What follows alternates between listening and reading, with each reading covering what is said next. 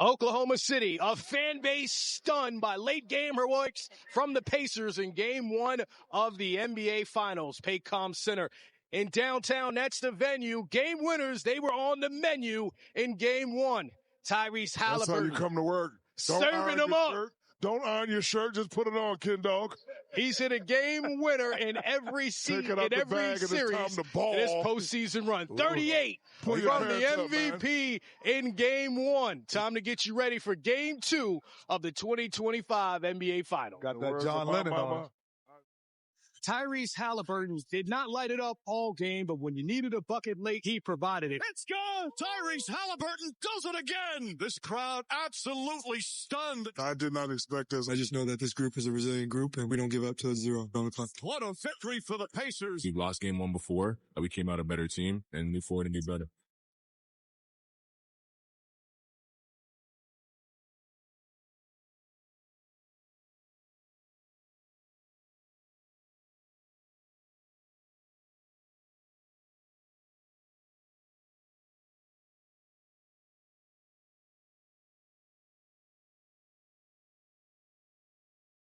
It was in this building 3 nights ago that a shot was hit that will go down in NBA history. Tyrese Halliburton doing the honors, and now the Indiana Pacers have a 1-0 series lead in the 2025 NBA Finals. Welcome to Game Time Live at the Finals, presented by YouTube TV. You know the 8 rings on this set. Shaquille O'Neal, Kenny the Jet Smith, and also Isiah Thomas.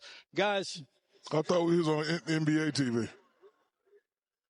What did he say? He said YouTube TV. No, that's the sponsor, Shaq. I know you know a lot about the brand, right? Hold on. I work for NBA TV, boy.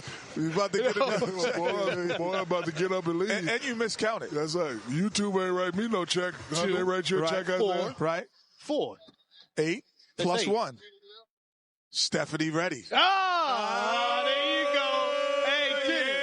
You get props for that, my man. We can't forget Stephanie Reddy. She coached the G League team to a championship, so she gets kudos for that. Yes. Stephanie always G League is a professional league, and she was the first woman coach. Pioneer Stephanie 9. We got 9 on the set. Before we hear more from these guys, let's take a look back at Tyrese Halliburton's game winners just in this playoff run. 5 seconds. 4 seconds. Halliburton from the lead. 1.3 to go. Pacers by 1. Halliburton steps back and hits. Tyrese Halliburton trying to take Cleveland's heart. Halliburton. He'll take it. He'll backpedal a 3 for the win. And go! He got it! Halliburton looking. Halliburton driving, pulls up, jump shot. It's good! It's good! With 0.3 of a second remaining. Timeout, OKC. Tyrese Halliburton does it again. History in the making, Tyrese Halliburton. Look at that. Doubling up LeBron James and Kobe Bryant. Most game-tying or go-ahead field goals in the final 2 seconds in a single postseason in the last 20 years. You could do the honors here, having been teammates with each of those two guys. How incredible is it to see Halliburton more than both of those guys? You know, I think for him, his guys having confidence in him to take that last shot. And you also got to have the confidence in that guy. Like, I was never that guy because of being a poor free throw shooter, but I played with a guy that Penny Hardaway. He wanted that shot. I played with a guy with Kobe Bryant. He wanted that shot. D-Wade wanted that shot. Steve Nash wanted that shot. So, you know, it's nice to have a guy like that on your team. You know, there's a difference, Zeke, when a guy's got it going and he's cooking and he's hot and he makes the game-winning shot. But for Tyrese Halliburton, he kind of had an off night. They took the ball out of his hands in the third quarter, and it seemed to really work for them. But when it came down to that final shot, he had all the confidence in the world. Well, the Pacers are a team where, you know, they play an old-school style of basketball. They have 6, 7 guys in double figures. They're not dependent on one guy to be the go-to guy. So when you talk about Tyrese having that last shot and being able to knock it down and being comfortable with it, you know, that's how they play. And when I look at that last shot, he's got 4 options. I mean, you know, Pascal on the backdoor cut is open right there. Obi Toppin is open on the other side. You know, defensively, this was just a total breakdown. Look how open Toppin is right there.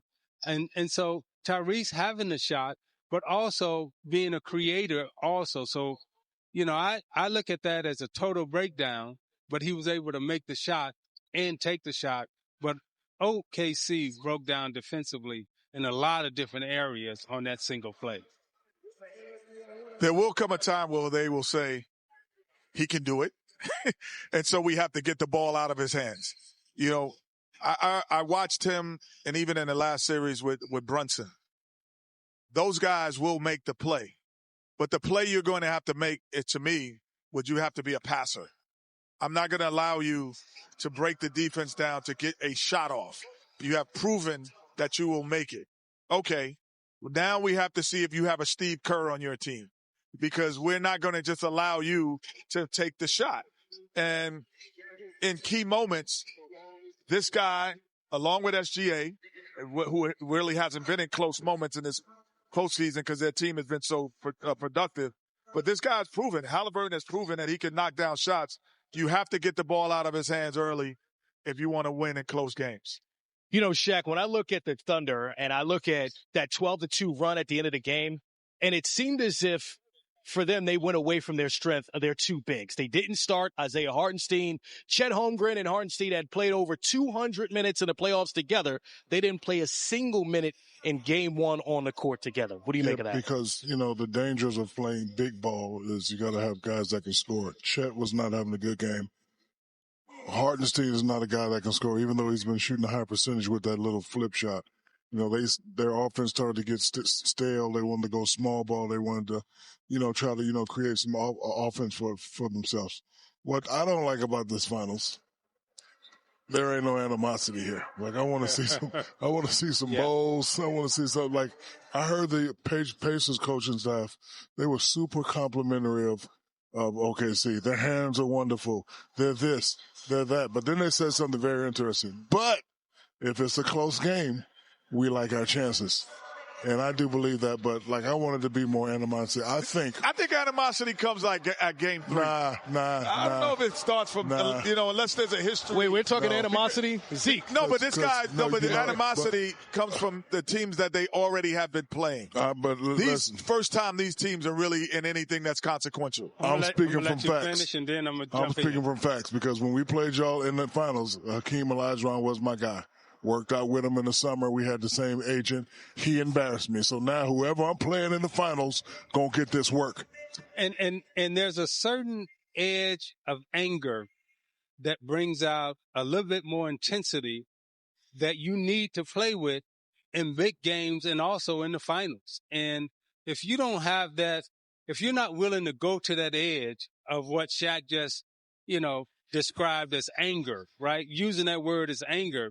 But you have to be that, and that's why you hear a lot of athletes talk in the third person, because you have to become something other than your normal self in these situations, and you got to have a little edge about you so your opponent feels that intensity coming off you. But if you coming out there calm, cool, collected, and your opponent don't feel no intensity or no anger or no threat, anything can happen. Anything can happen. But as we saw yesterday. I would say this. You argue with me if you think I'm wrong. No, disagree with me rather if you think I'm wrong. I think the Indiana Pacers play with that. I think Tyrese Halliburton plays with that edge. Yes. He does. He does this to Dame Lillard. Yes. He does this to Reggie Miller. Yes. He talks it. Yes. He talks the talk. Yes. So and did he that give the walk. Pacers the edge? Because to me, it sounds like you're agreeing with what Shaq said about the Pacers came out with. No, but I'm just saying, I feel it's here. But about game 3, you get a little pissed off at seeing it. I'm pissed off from day one. Yeah, day one. I just think at times. I don't know if these teams play each other twice a year. Okay, Ken. I don't care. When I first met you, when we first played against each other, I was real nice to you until we got on that court. Kenny, you seem like you got a memory there. No.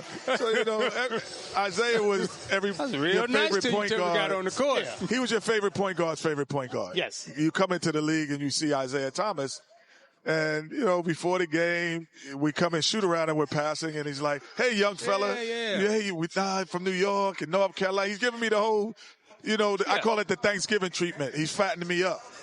And then the first play, him and Dumas, they just gave me I'm running on the side. I'm not even at the ball. Yeah, got to do that. Oh, it's like that. Okay. Yeah. So animosity from jump. Well, that was a regular season. That's a regular season game. Without question. Like 11. And intensity that you must have when you step out on the floor. If your opponent don't feel that, right, then they're going to feel comfortable throughout the course of the game. Yeah, I was not comfortable. The reason like for Indiana felt comfortable yesterday. And the reason for that or the is other day. You have to take advantage of this moment. Yeah, you're young and you're spry, but there's no promise that you're getting back here. We got new people coming in the league. So you're here. Let's go and get it done so the outcome is in our favor. OKC, you're saying basically OKC is not playing with that. No. So I agree with that. Okay. So here's the question for you, Shaq, because before the game, the pregame show before game one, you said, okay, Shai Gilgeous-Alexander, I want to see it. Now, he took 30 shots. He finished with 38, but really no one else scored over 20. Do you think he brought that intensity? And I said that OKC is a dangerous team, but they're more dangerous when three people, Isaiah's going to touch on this a little more, when three people are playing at their level. If you take away 2 out of the 3 and it's a close game like Indiana wants, then you have a chance. 6 points is embarrassing. 6 points is embarrassing. That's Chet Holmgren you're talking. Yeah, and we talked about it, before game one. Indiana is going to take one of your best players away or one of your best scorers away. When they took Chet away, how did they take him away? They gave SGA more, right? So SGA takes 30 shots. And we say, well, Chet's not having a good game. But I counted 4 or 5 times where Chet ran up and down the court and didn't touch the ball. He didn't take it out of bounds. He didn't get a rebound. He didn't get a swing pass. And then all of a sudden you're throwing it to him and he's got to take a shot. Now, this is similar to what we used to do to Jordan and the Bulls. Couldn't stop Jordan, but you would give him a lot of shots. You would give him a lot of attempts. And, yeah, he would end up with the game with having 30. But he'd take 30 shots. Pippen, on the other hand, would get 6 shots. Hodges would get 4 shots. And the shot disbursements, when it came down to crunch time, those guys haven't touched the ball the whole game. Now you're asking them to step up and make shots. And in this league today, Shaq, you're asking them to step up and make 3-point shots. They're not even getting layups. So, I think if we see SGA take 30 shots again, we know that Chet is out of the game because of the shot distribution and the shot attempts. Well, to that point, Tyrese Halliburton only took 13 shots, right? And I look at the Pacers bench, what they were able to do. That 12-2 run to end the game, Kenny. I mean, this is a team that was down by 15 with 9 minutes to go in the fourth quarter. They were down by 9 with 3 minutes to go. What do you think was the key to that turnaround at the end of the game for the Pacers? Well, they stopped turning the basketball over. They were turning the ball over 20 in the first half. At an exorbitant rate. And so they couldn't get into their offense. You couldn't get shot attempts when you're not even shooting the basketball. So that might be a little deceptive about the number of shots that he took. But secondly, the Pacers showed that they could play slow and win a game. There wasn't fast break points. I would argue that neither team had over 15 without even looking. 15 fast break points. So it was a slow game. And you would say if it's a slow game, the Pacers would never win. So for me, they won slow. The Pacers, they stopped turning the basketball over. And then on the other end, I'm going to piggyback on what Isaiah said. On those turnovers, I thought that Oklahoma City was more selfish than I ever seen. Gotcha. They did not pass the ball. The ball did not move, and other guys didn't touch the basketball. Yeah, the stat to back that up, off of their 14 steals, they were 2 for 12 from the field and turned it over right back 2 more times. So that's something. Their conversion rate is normally through the roof. So we asked, why did they not convert on those turnovers? Yes. Right? And the reason why they didn't convert is because when you turn the ball over below the foul line, and this is where center play, Shaq and, the big centers back in the day, it was so important because when they made turnovers, it was below the foul line. And when you turn it over below the foul line, it gives your defense a chance to set. OKC normally turns you over above the foul line. And we'll look at the turnover. So this is a turnover below the foul line. Now you see Indiana had a chance to get 4 people back. And again, turnover below the foul line.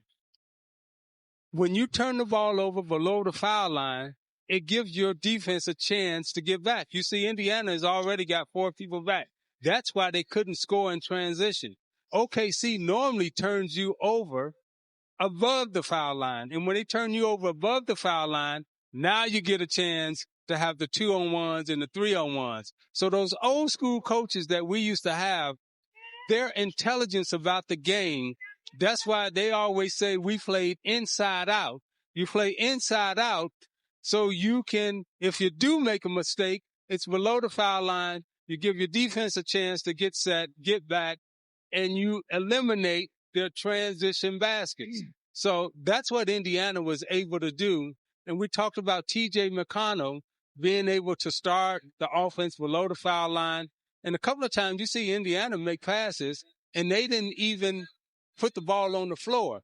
So if OKC don't turn you over above the foul line, you're not going to be able to get transition buckets. It's interesting watching assistant coach Lloyd Pierce, who's been a head coach in this league as well, talking to Miles Turner, who had 6 turnovers in that game 1. A great look we got there. Some great coaching before game 2 here at the NBA Finals. Shaq, presented by YouTube TV. Presented by Shaq.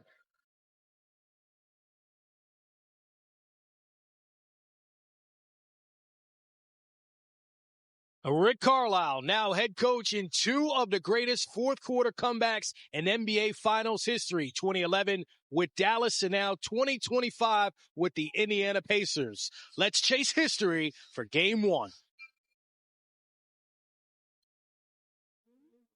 Pacers with a chance to win it. Final seconds, no fouls to give.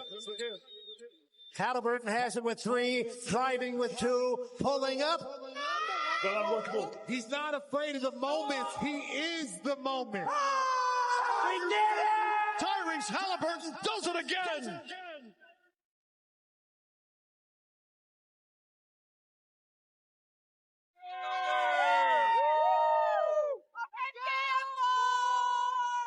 The Baycom Center will absolutely be rocking Game 1 between the Thunder and Pacers. It's the biggest stage, right? This is greatness. When you talk about the NBA Finals, I mean, this is what guys become household names. I'm just ready to play, to be honest. So it's been a long week. Let's get the ball rolling. SGA told us he expects to be nervous, but also said he was made for this moment. That'll be a lot of fun to watch. 2 very different faces of the franchise. Halliburton, I love the kid.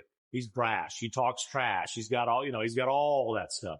Shea is just so calm, cool, steady. What's up, baby? You all right? Yes, sir. Shaq, thank you much. Congratulations. Thank everybody. you. Congrats. Good evening and welcome back to Baycom Center for Game 1 of the NBA Finals, featuring the Indiana Pacers and your Oklahoma City Thunder.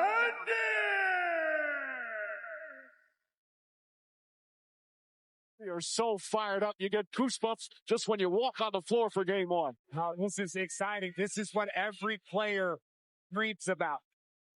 Shea, challenged by Nembhard, stutter steps. Last right, down the lane, across his body, floats a runner that rolls in from 7 feet out. Gildas Alexander splits the defense inside. Gorgeous throw from SGA. He's got 9 early points. And Rick Carlisle seeing enough. Timeout, Indiana. Let's win these minutes. Come on, White. Let's win these minutes. Ball again, poked away. Boy, the passing lanes are narrow in OKC. Ball loose. Their defense once again swarming. It's like they have 6 guys out there on defense. That's turnover number 17. Listen, 50-50 balls, all right? Rebounding, all right? And ball security down there. You can't dribble into a crowd against this team, all right? Can't throw tight bounce passes against this team. Mathurin drives, goes right inside. Blocked from behind by Caruso. The help defense is off the charts. Gilgeous-Alexander dribbling head up off the outlet. Strands to left wing. Now the baseline on the one. Siakam steps away, fires, fadeaway, 12-foot jumper, rips the boards. OKC by 10. Timeout, Indiana. They might have to slow down for a second. Slow down, catch your breath.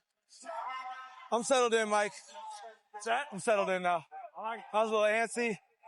Too quick. I can breathe now.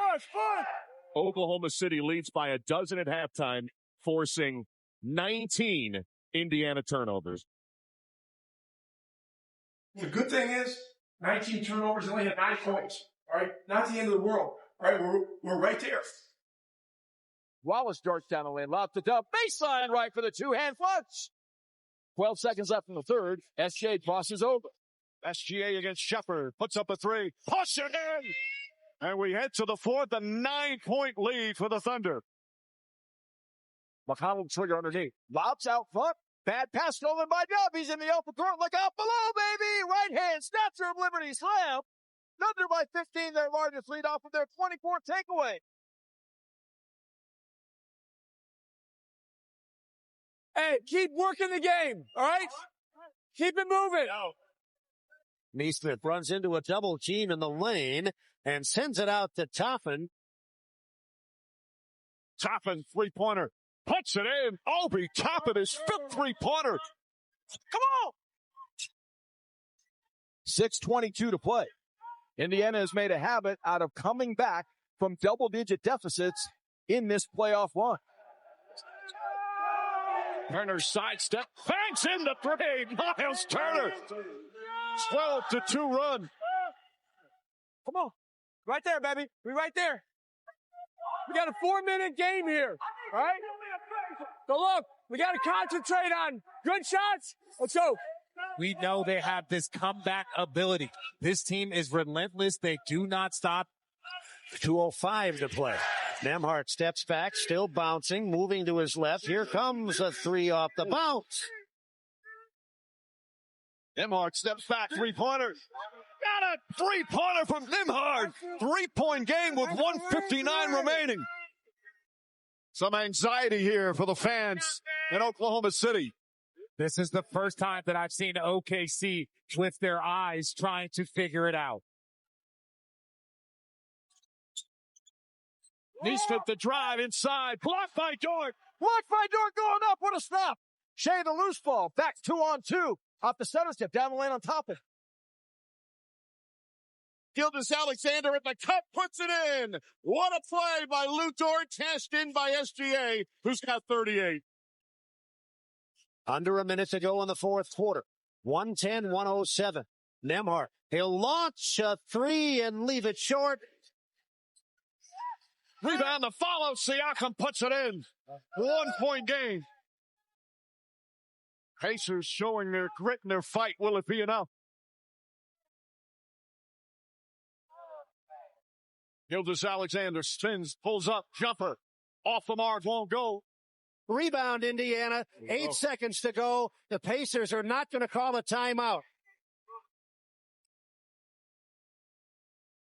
Pacers with a chance to win it. Final seconds, no fouls to give. Halliburton looking. Halliburton has it with 3, driving with 2, pulling up.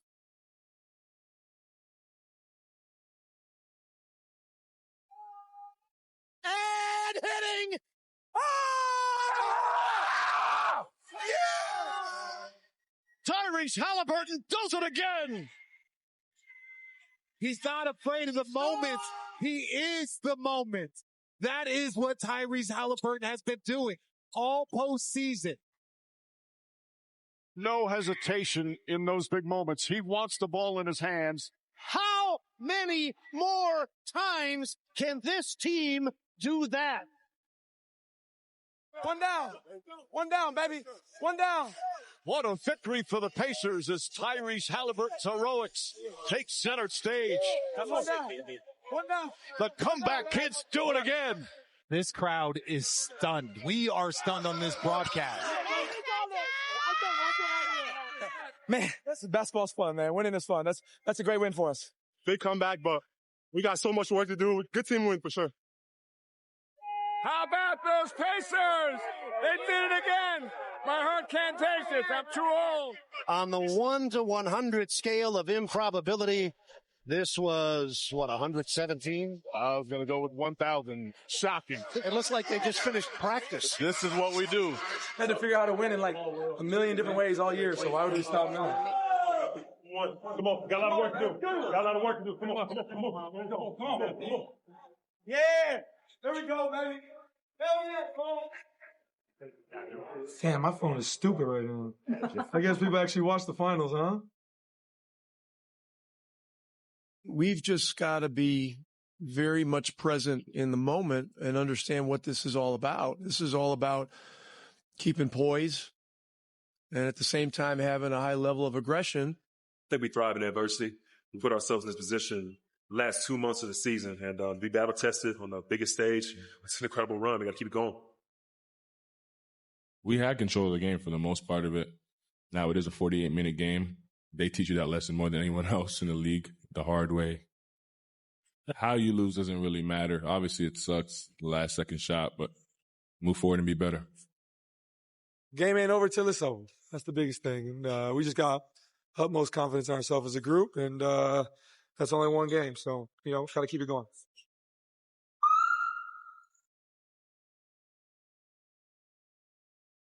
Kenny, coming into this series, we had a discussion of Rick Carlisle with so much more finals experience, postseason experience than Mark Daigneault. And in game one, it felt like that he made more in-game adjustments for the Pacers to come back.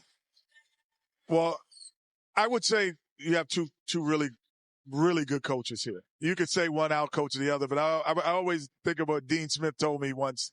They asked him, I was watching him doing an interview, asked him, was he a great coach? He said, oh, yes, for sure. I could draw up a play where the point guard brings it over to the 2, the 3-man sets a screen for the 4, and he drops it inside, and that's when recruiting takes over. So after a while, the shot that Halliburton made, you could have drawn it up, but if the guy's not good enough to make it, it doesn't matter. So, yes, did he coach well, Rick Carlisle? Yes, he did. Did he make great adjustments? Yes, he did. But then the Thunder game plan, to me, doesn't have to change much defensively. We made them have 20 turnovers in the first half, 24 for the game. We made them uncomfortable at most of the game on the offensive end. We just didn't have the efficiency in the amount of extra possessions we had. So they have to change offensively. So that's what I think. And Zeke, when you got to look at a player like as being a coach's dream, Andrew Nembhard, one of 6 Pacers in double figures, can you show us how he was effective? Yes, he had 14 points, but was much bigger than a box score.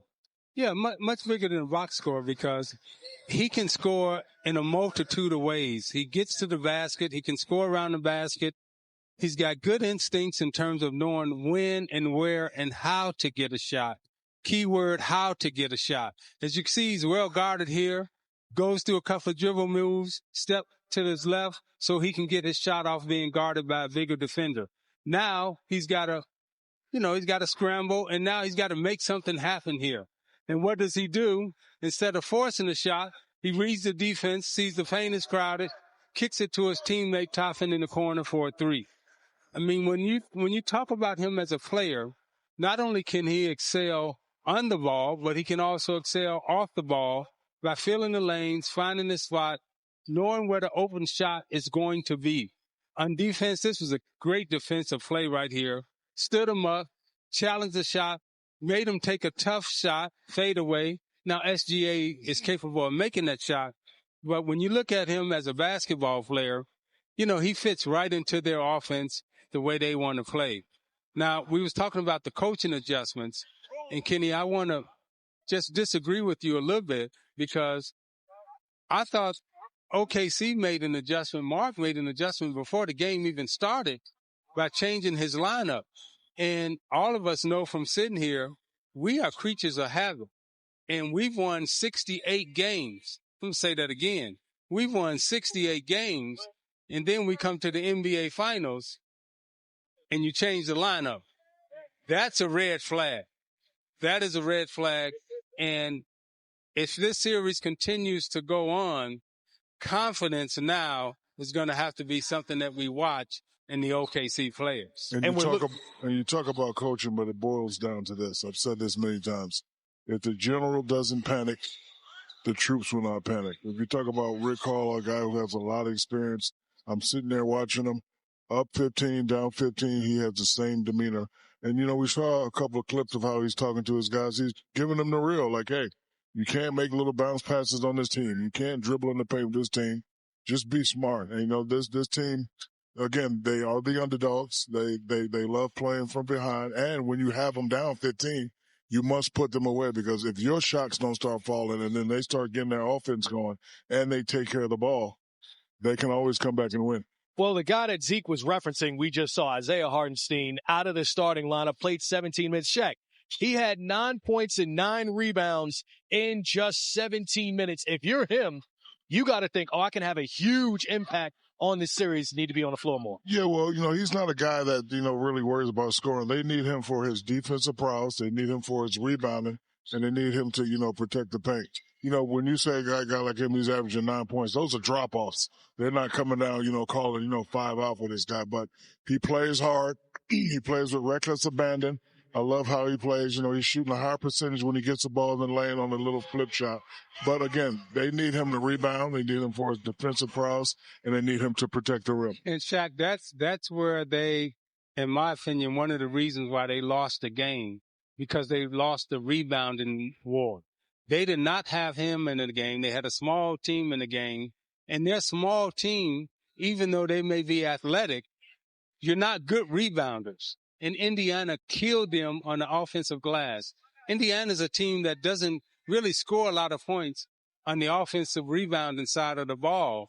But game one, they excelled in scoring on offensive putbacks more so than OKC. And that's why I argue for Hartenstein to play, because you need rebounding. Rebounding wins championships. But one thing we know about the Thunder, they have not lost back-to-back home games all season, also undefeated when they've lost in the postseason. Shai Gilgeous-Alexander on the floor now. Stephanie Reddy has a full interview coming up with him. Here's a little snippet. After the game, J-Dub, he said in his presser that it seemed like you guys were playing not to lose and not being aggressive. I'd love to hear what you think. Yeah, it's an accumulation of a lot of things. Sometimes it becomes shot making. Sometimes it becomes luck of a bounce. We let those things slip, I think. And this late in the season, against a team of that caliber, like, the little things come to nip you in the butt, and they did last night. And Indiana takes game one, shocking the Thunder here at OKC. The comeback kids do it again. Mike, this crowd is stunned. We are stunned on this broadcast.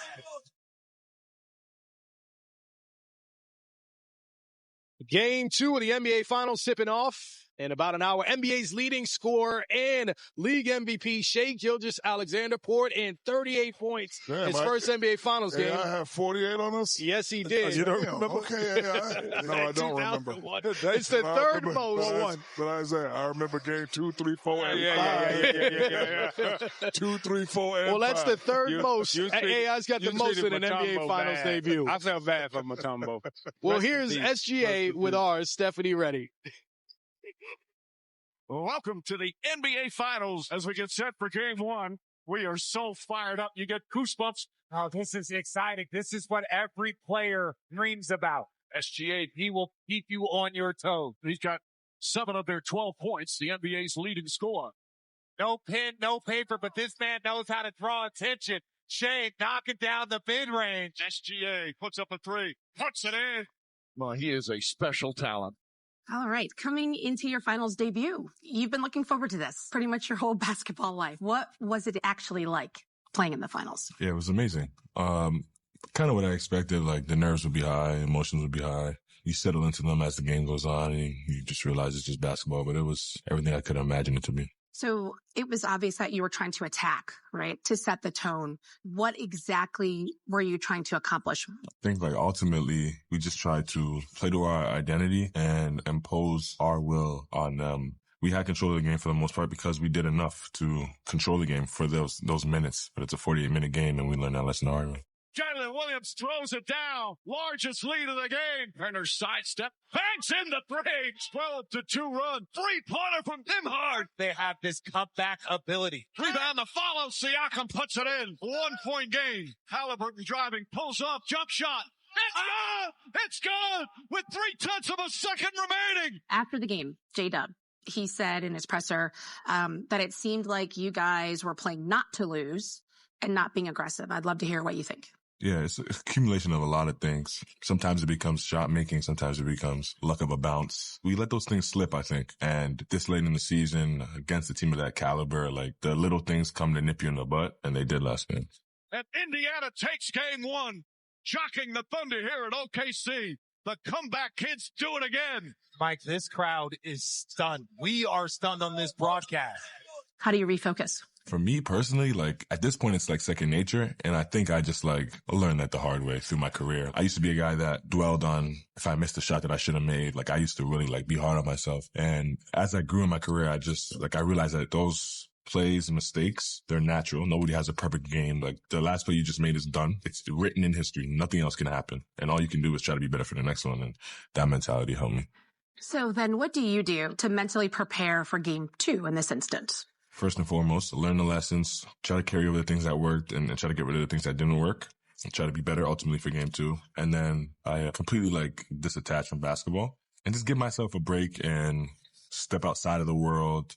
Like we obviously had a heartbreaking loss last game. And right after the game, my son is looking at me like I won the NBA championship. So like so many things are into perspective, like what really matters in life. And then when I get back to it, I get 100% of my attention. Gildas Alexander splits the defense inside. Launches through. Look at this finish. That is difficult. SGA drives. The finish. It's good. So game two is at home, obviously. What's the importance of winning this? It speaks for itself. Season's basically on the line. Obviously, anything could happen in a basketball game, but you don't want to completely give away home court advantage. We have a sense of urgency, as any team would, losing the first game in the series. We've been here before. We have to be better for sure. So you heard SGA quote J-Dub, in fact, and he said, we were playing not to lose, Shaq. They were up by 15 in the fourth quarter. What do you make of that discussion between the Thunder players? I mean, it's how they feel. You know, they were not hitting shots. They were not creating turnovers. I think what helped them get to that lead, as we all know, they all created 20 turnovers in the first half. But listen, I've said this many times, and I'll say, well, be my last time saying it because this is my last day.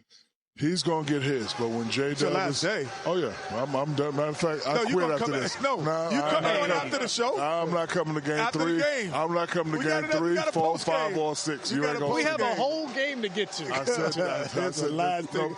He's so happy he done after the night. I'm blessing. I'm done, America. You're going to work next season. I lost my train of damn thought. See, hey, see, Kenny. So happy, let's get back to this game, right? Because I say I'm not coming 3, 4, 5, or 6. we got you. But when you look at the Pacers, right?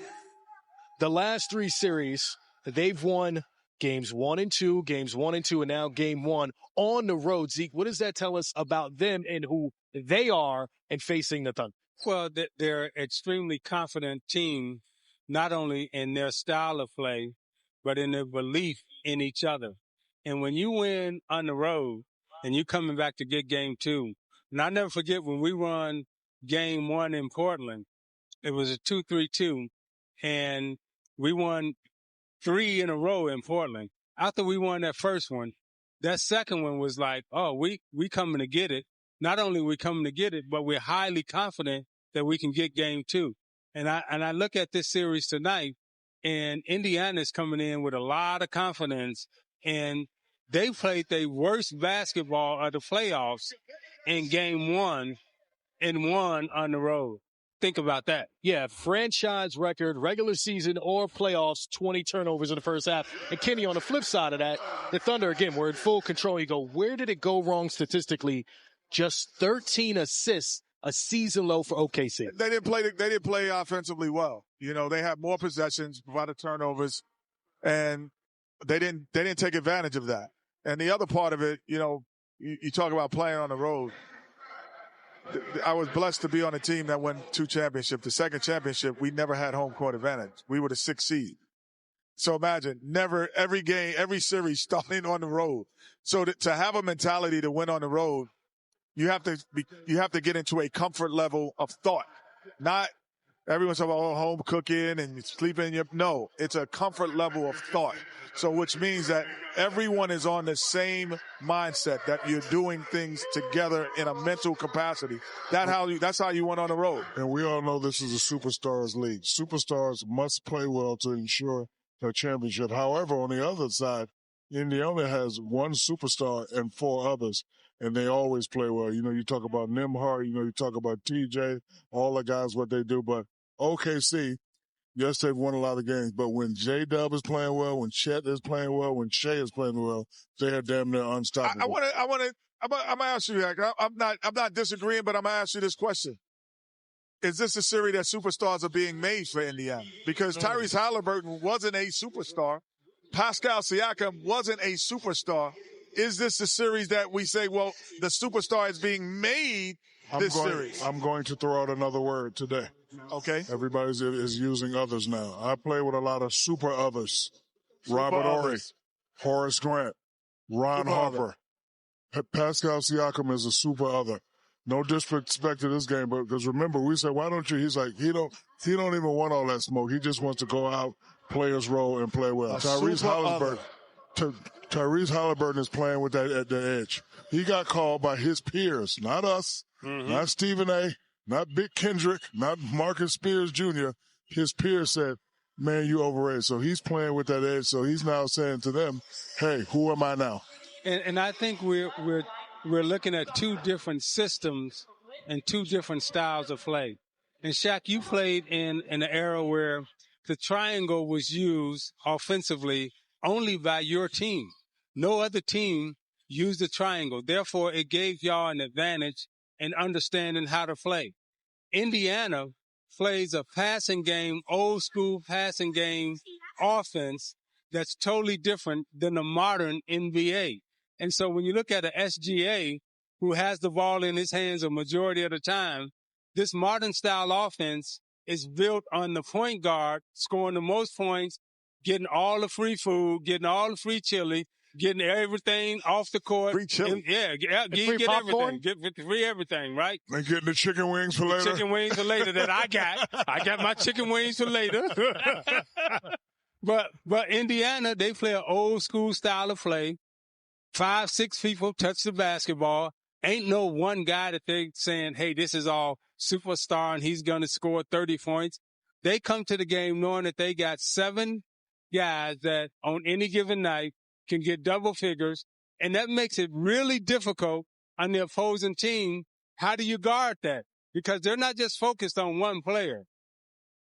The super others, the new word of the day. I was a super Superman himself. Yes, you were. I was a super other. Yes, you were. Horace Grant, Big Shot Bob. Sam Cassell was a super other. Barry Orley was a super other. Yes. And we had 7 guys that get double figures. Yes. The super Detroit Pistons, we had 7 guys that get double figures. You're watching Game Time at the Finals, presented by YouTube TV. Shaq, you ready for some bars?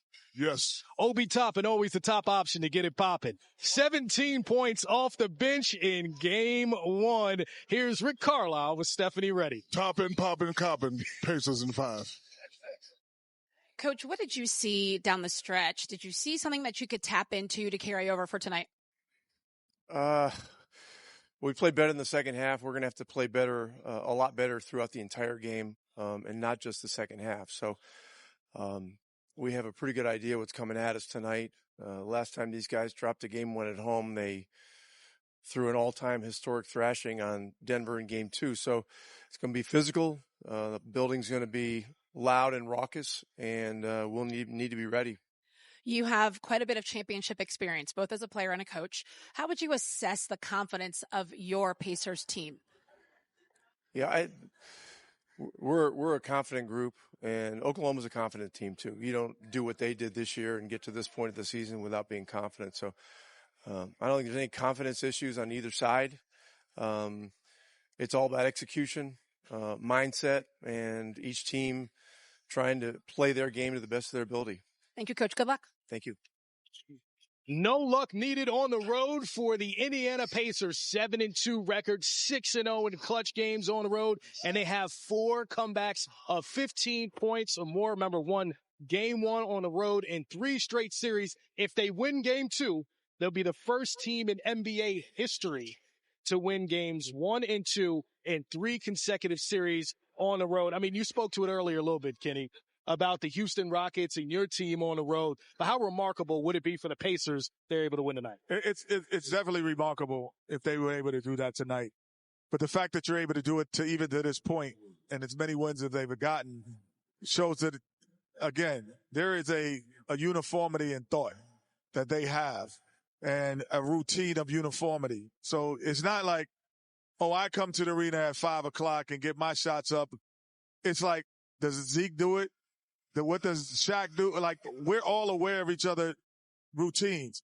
I used to make sure that I'm on the court getting my shots up early because I knew Sam Cassell used to like to come in and he used to do these full court sprinting drills.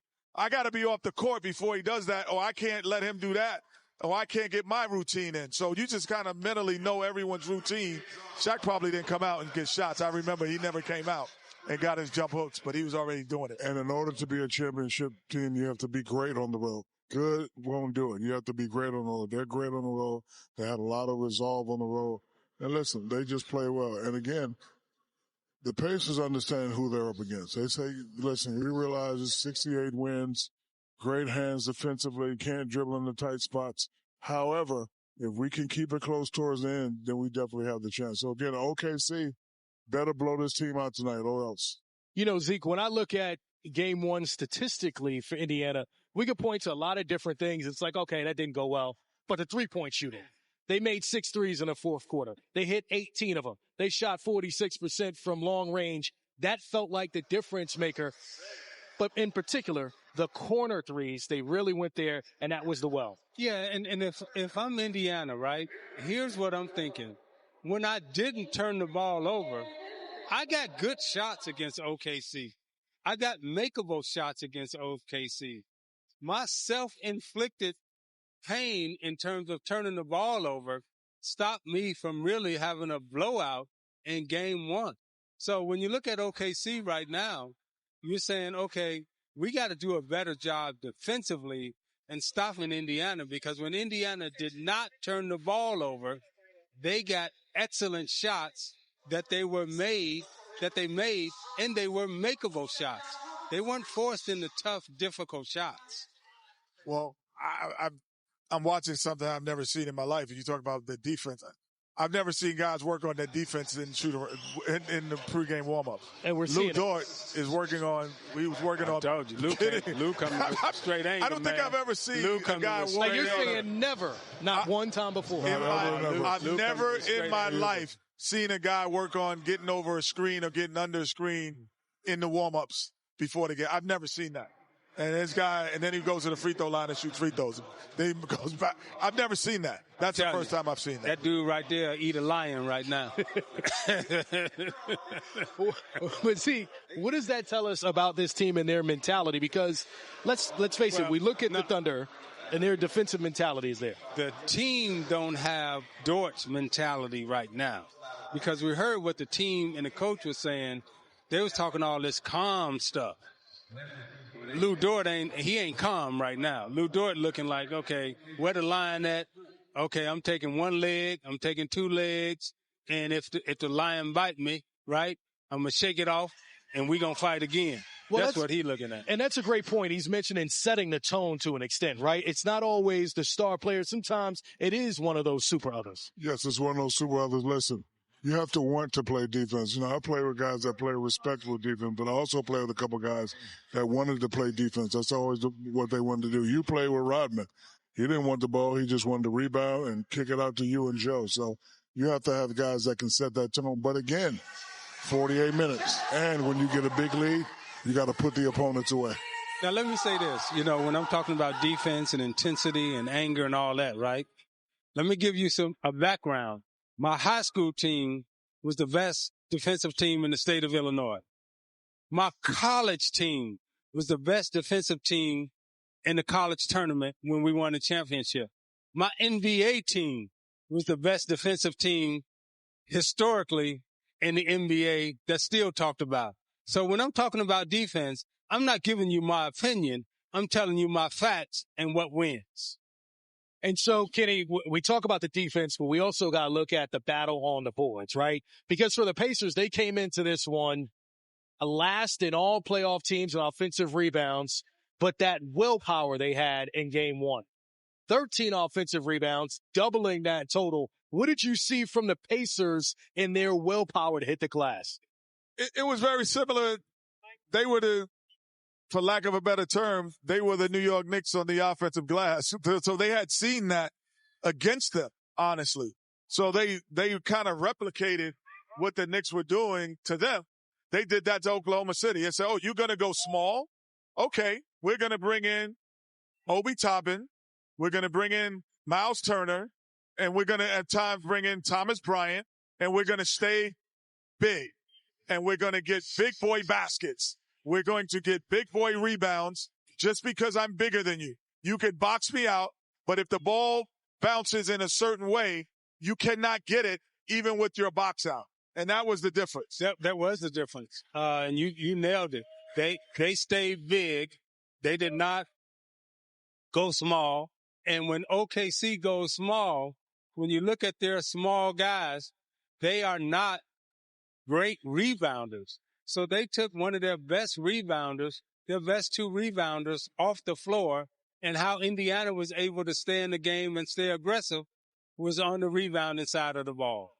Yeah, go big or go home. That's what they say, and that could be the case in this series. Miles Turner, one of the bigs for the Indiana Pacers. You're watching Game Time live at the finals. Congrats to Don Nelson winning the 2025 Chuck Daly Life Achievement Award, Zeke. Oh, innovator, one of the greatest coaches that our league has ever seen. When you talk about small ball, defensive philosophies, he was one of the guys that instituted a lot of that stuff. And, Chuck Daly Award, Rick Carlisle was a mentor. I mean, Rick Carlisle, as you see, president of the Coaches Association, named that award out to Chuck Daly, and Chuck Daly actually brought Rick Carlisle into coaching. So, to see all of this, come in full circle is a great day. And you forgot one thing. He's the inventor of the Hacker Shack. Really? Yes. He's the inventor of the Hacker Shack. And small ball. And small. He's like the first guy to say, I'll put a 6'4" guy at the power forward. Yes. Run TMC, right? Well, and then, and one of those guys we actually used Mario Elie. He had Mario Elie put him at the 4. I looked at him. I'm like, he's going to know the Thorpe. Mario Elie was from New York City. Yeah. I'm like, he's going to know the Thorpe, 6'10". Like, okay. No, that great recognition for Don Nelson. Great man, great coach. One of the innovators in our game. Well deserved. Long overdue. Now, we kind of made a joke a little bit about how good. Hold on, and coach of the original Dream Team, too, which me and Isiah was a part of that team. There you go. Well, Obi Toppin, the last 2 games for the Indiana Pacers, Zeke, you look at it, 18 points in the Eastern Conference Finals, Game 6 to clinch it. Then here, Game 1 of the NBA Finals, 17 off the bench, has really been a key cog and consistent off the bench for the Pacers. Very consistent, and this is how you got to look at the Indiana team, right? Toppin can get 20. Mathurin can come in and get 20. Nembhard can get 20. I mean, the way they move, pass, cut, they're not isolating on any one specific guy. So we look at Toppin, right?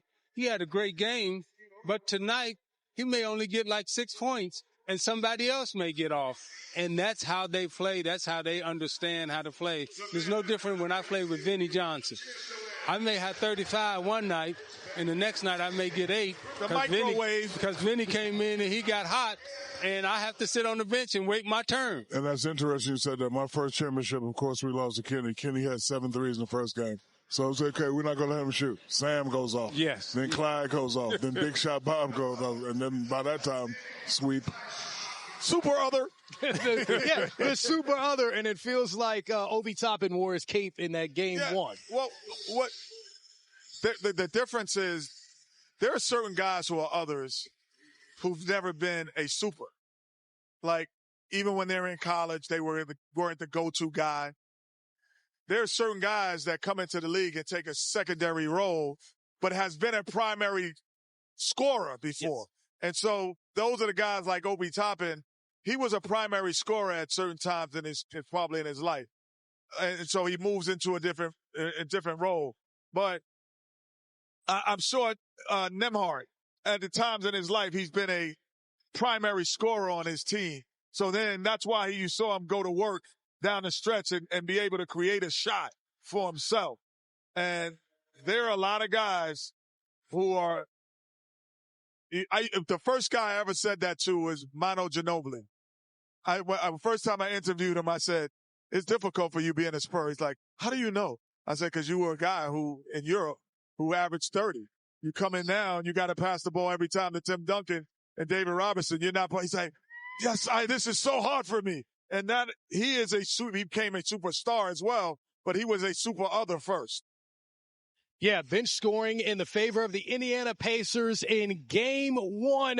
Maybe that's something to watch out for here in Game 2. Watching Game Time at the Finals, presented by YouTube For all TV. my Spanish people, uno más segmento.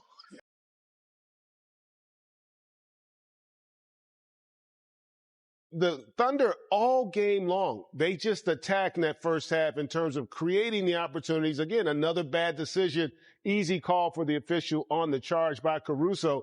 They just wasted time after time, the opportunities that they were able to create because of that great defense. Here, just another terrific job on the deflection by SGA. You get another transition opportunity, but unable to take advantage of it.